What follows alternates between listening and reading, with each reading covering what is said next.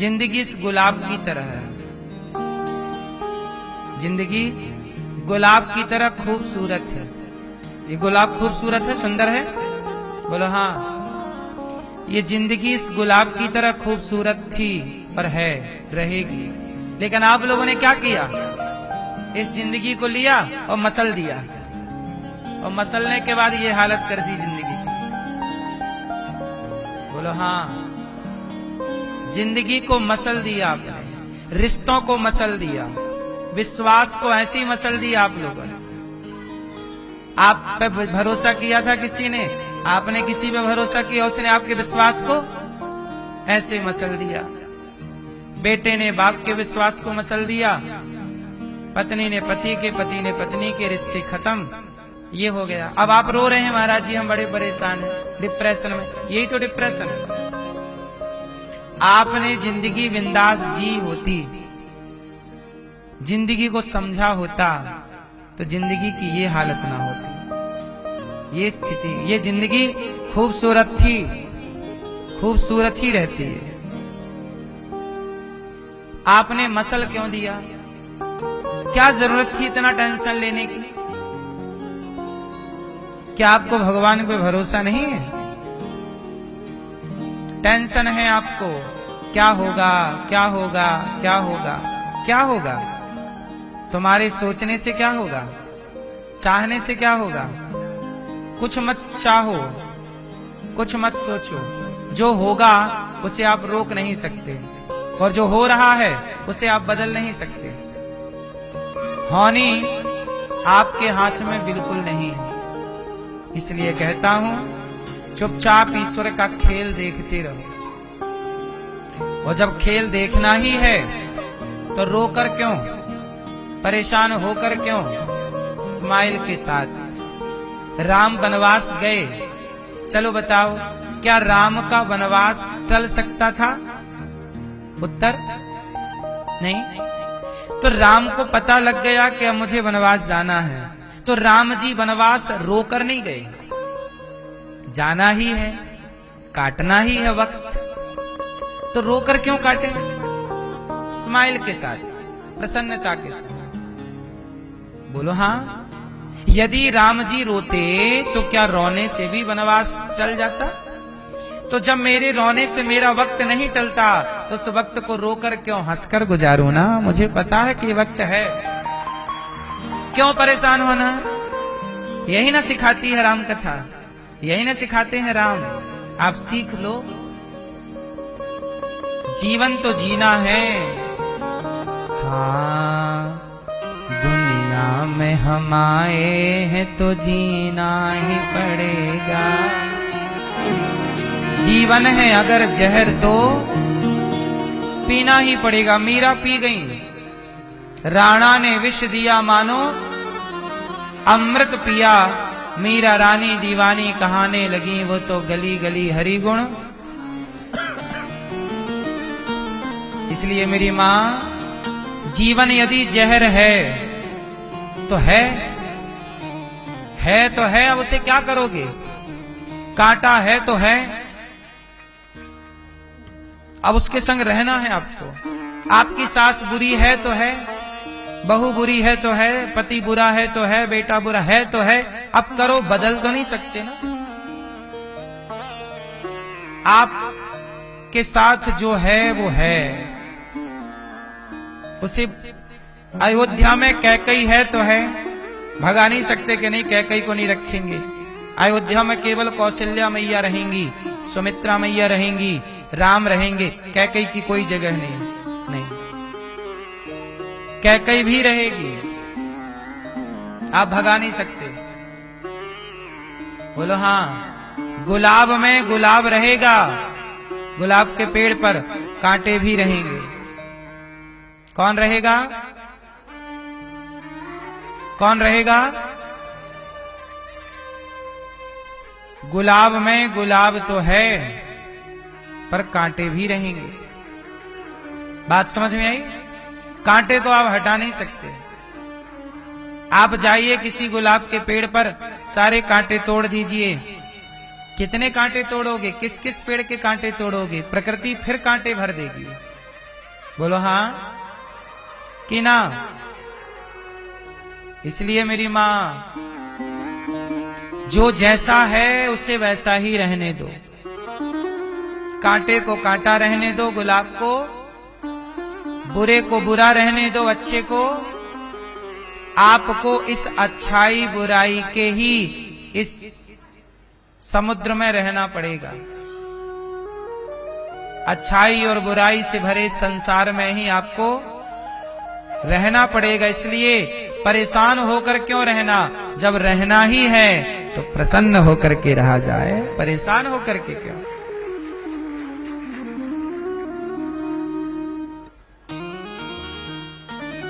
याद रखिएगा कि दुनिया में हम आए हैं तो जीना ही पड़ेगा। जीवन है अगर जहर तो हर परिस्थिति में प्रसन्न रहना समझदारी है। राम से सीखो, भगवान कृष्ण से नहीं सीखा आपने। भगवान कृष्ण के 56 करोड़ यदुवंशी आपस में लड़ गए, कट गए, मर गए। बोलो हाँ। और भगवान कृष्ण देखते रहे, चाह कर भी रोक ना पाए। भगवान कृष्ण के वंश का नाश हो रहा है और वो भी आंखों के, और वो रोक नहीं पाए। क्यों नहीं रोक पाए? क्योंकि गांधारी का शाप था। शाप था, अब था तो था। जगत के पालनहार जो चुटकी बजा दें तो सृष्टि का क्रम बदल सकता है। जो करोड़ों सूर्य को बनाने की ताकत रखते हैं, करोड़ों पृथ्वी को बनाने की ताकत रखते हैं, जो एक उंगली से गोवर्धन उठाने की ताकत रखते हैं, जो इतना सा मुंह खोल के पूरे इतने से मुख में पूरा ब्रह्मांड दिखाने की ताकत रखते हैं, वो कृष्ण का परिवार आपस में लड़के समाप्त हो रहा है और कृष्ण खड़े हैं, देख सकते हैं, कुछ कर नहीं सकते। इस संसार में आकर के जगत का पालनहार भी मजबूर हो जाता है। यहां वो भी कुछ नहीं कर पाते, यहां वो भी केवल देख सकते हैं, कर नहीं सकते। क्योंकि विधि का विधान है, इस धरती पे आए हैं तो धरती के नियम के हिसाब से भगवान को भी चलना पड़ेगा। बोलो हाँ। धरती के नियम के अनुसार किसे चलना पड़ेगा? जगत के पालनहार को भी धरती के नियम के हिसाब से चलना पड़ेगा। वो भी इस मर्यादा को तोड़ नहीं सकते। इसलिए जब जगत के परमात्मा विधाता परमेश्वर इस विधि के विधान का मान रखते हैं तो हम कैसे तोड़ सकते हैं इस जंजीर को। इसलिए जो हो रहा है वो विधि ने तय कर रखा है, उसे आप देखिए, आनंद लीजिए। इसलिए भगवान कृष्ण का जब वंश आपस में लड़कर समाप्त हो रहा था, उस समय श्री कृष्ण मुस्कुरा रहे थे, बांसुरी बजा रहे। क्या करते? रोते कि मेरे बच्चे मर रहे हैं, मेरा पोता मर रहा, मेरा नाती मर रहा, मेरा ये मर रहा। क्या करते? रोते। तो रो करके क्या वो समय बदल जाता? क्या वो जीवित हो जाते? इसलिए कुछ चीजें आपके हाथ में नहीं है। बोलो हाँ। अच्छा ये बताओ, आपके हाथ में क्या है? आपके हाथ में रेखाएं हैं, और वो भी ऐसी जिनका मतलब आपको पता नहीं, जिनका मतलब है बहुत कुछ। हर रेखा का मतलब है, लेकिन मतलब पढ़ना हमें, ये भी एक भाषा है ईश्वर की, लेकिन ये भाषा हमें पढ़नी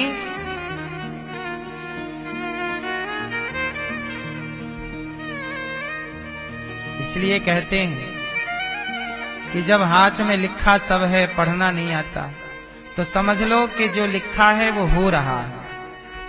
तुम अच्छा काम करते रहो, तुम ईमानदारी से अपने लक्ष्य को प्राप्त करते रहो, धर्म पर अडिग होकर चलते रहो। आगे क्या होगा छोड़ दो। अब सौंप दिया इस जीवन का सब भार तुम्हारे हाथों में है, जीत तुम्हारे हाथों में है, हार तुम्हारे।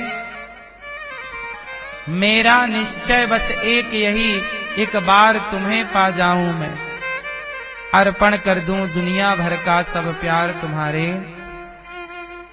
जो जग में रहूं तो वैसा रहूं, जैसे जल में कमल का फूल रहे, मेरे सब गुण दोष समर्पित हों भगवान तुम्हारे।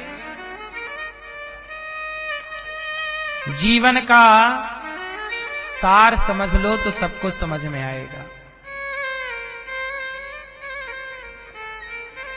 जन्माद्यस्य यतोऽन्वयादितरतश्चार्थे स्वभिज्ञः स्वराट्, तेने ब्रह्म हृदय आदि कवये मुह्यन्ति यत्सूरयः।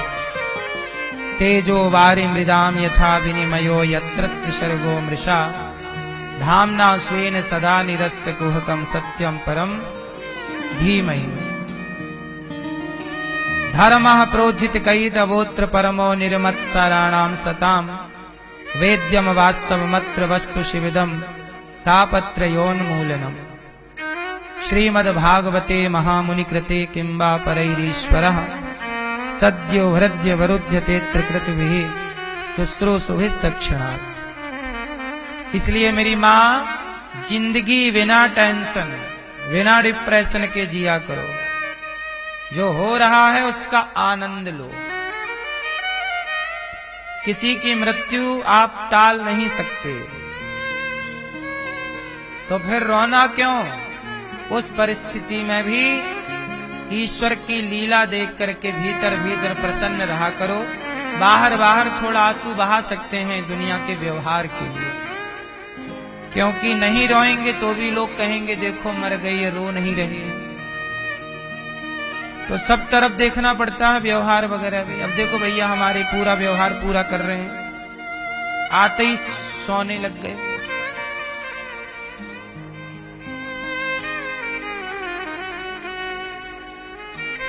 तो मनुष्य का धर्म क्या है, मानव का? तो आज से कितने लोग टेंशन में नहीं रहेंगे, डिप्रेशन में नहीं रहेंगे, चिंता मुक्त रहोगे। कितने लोग मुक्त रहोगे? क्यों रहोगे? क्योंकि आपके हाथ में माला ले लो और भगवान को याद करो। बस क्या है तुम नहीं जानते, वो सब जानते हैं। तुम जान भी लोगे तो रोक ना पाओगे। दशरथ जी जानते थे कि राम मेरा बेटा होगा बड़ा और वो वनवास जाएगा। ये बात दशरथ जी तब जान गए जब राम का जन्म नहीं हुआ, राम प्रकट नहीं हुए। पता है आपको ये बात?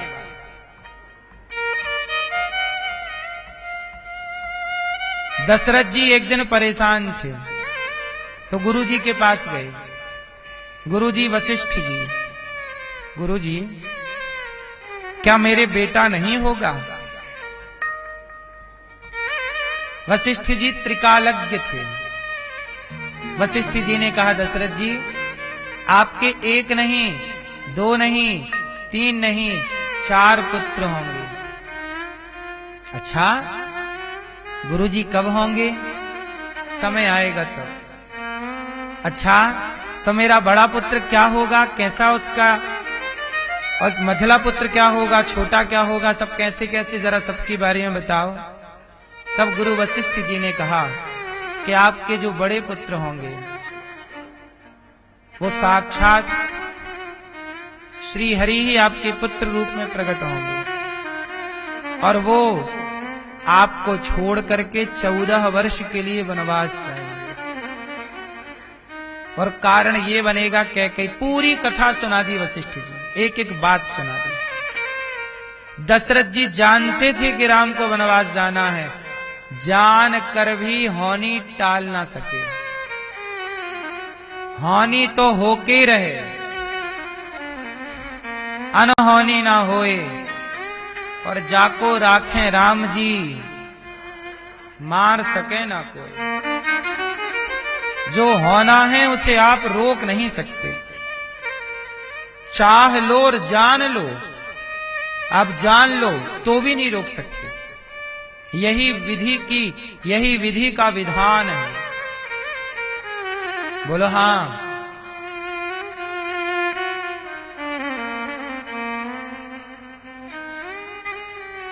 कहा जाता है कि वह माता के बारे में सुना आपने? वह माता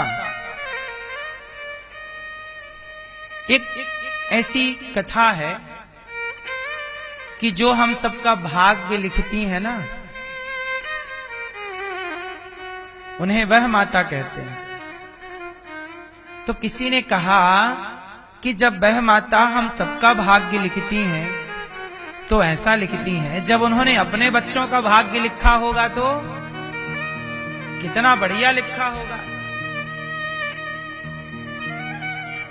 तो बता दिया कि उनके वह माता के बेटी का जब उन्होंने भाग्य लिखा तो क्या लिख दिया कि इसके बेटे से ही इसका विवाह होगा।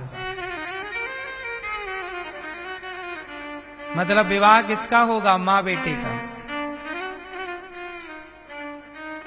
अब वह माता ने लिख दिया। ये किसका भाग्य लिख रही हैं? अपनी बेटी का।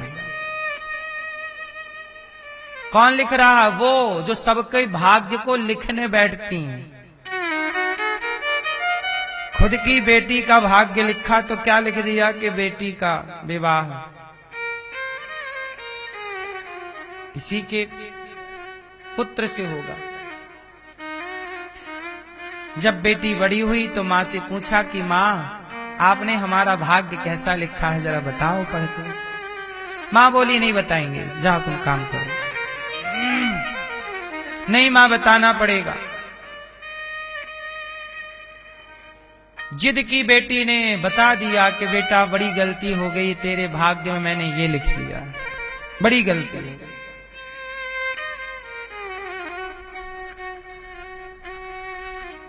चली गई वो लड़की, चली गई कि मैं किसी पुरुष का दर्शन ही नहीं करूंगी।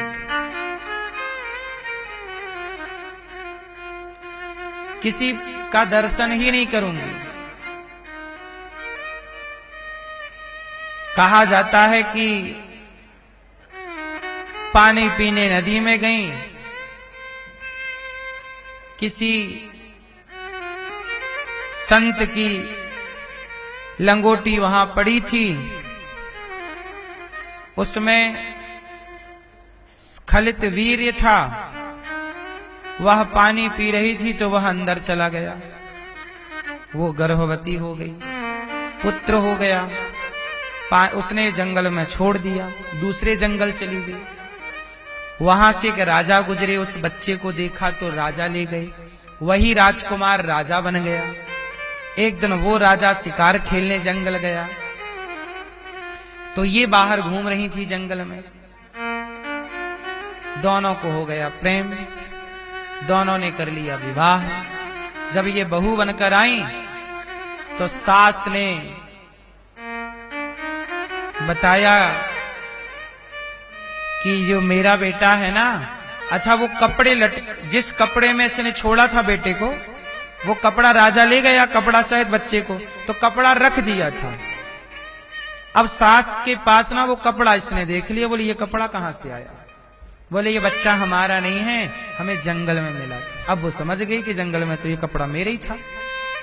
कितना भी उपाय कर लो, उसने ये जंगल छोड़ा, वो जंगल छोड़ा, सोचा मैं पुरुष का दर्शन नहीं करूंगा, पर विधि के विधान ने वो सब करा लिया जो लिखा था। आप अपने मन से कुछ नहीं कर सकते। इसलिए कहते हैं कुछ चीजें हैं जो तय हैं। राम जी का वनवास तय था, रावण का मरण सुनिश्चित था, महाभारत सुनिश्चित था, होनी थी। इसलिए कृष्ण समझा समझा के थक गए दुर्योधन को, माना नहीं। क्यों नहीं माना? होनी थी। भगवान शंकर समझा समझा के थक गए माता सती को, पर माता सती राम की परीक्षा लेने चली गई और परीक्षा में फेल हो गई। सीता बन के गई। भगवान शिव ने माता सती का परित्याग कर दिया। किससे होनी टली है? क्या शिव टाल पाए? स्वयं राम टाल पाए? कौन टाल पाया? इसलिए आप लोग बिंदास जिंदगी जिया करो। जो लिखा है हम वही कर रहे हैं जो पहले से लिखा है। आप वृंदावन आए, क्यों आए? वृंदावन का दाना पानी लिखा था आपका, इसलिए आप खाने पीने आ गए।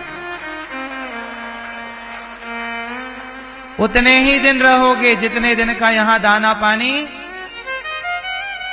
खत्म हो जाएगा, तुरंत आपको जाना पड़ेगा। एक राजा था,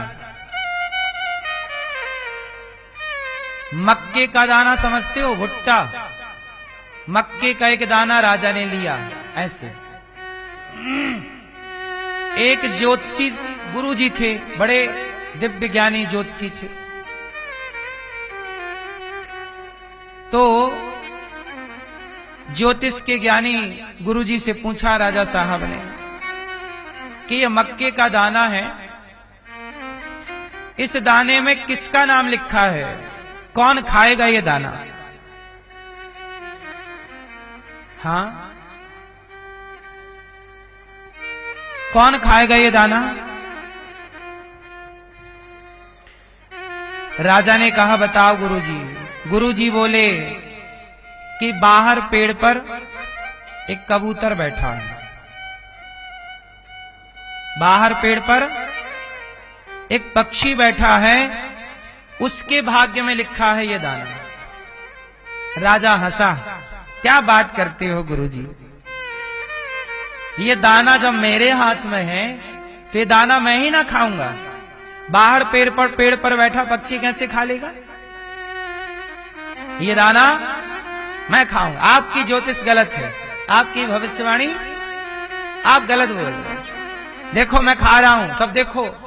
राजा ने मुंह खोला और दाना मुंह पे रखा, और जैसे ही मुंह पे रखा राजा हंसी आई राजा को, और जैसे ही हंसी आई तो वो दाना फंस गया यहां गर्दन पे, गले पे, और फंस गया। तो अब राजा को आई छींक, और छींक आई तो वही दाना नाक से बाहर निकला, और बाहर निकला तो छींक में प्रेशर से चीज बाहर निकलती है। बाहर बड़ी दूर गया दाना, पेड़ पर पक्षी बैठा था, तुरंत दाना को मुंह पे रख के भाग गया।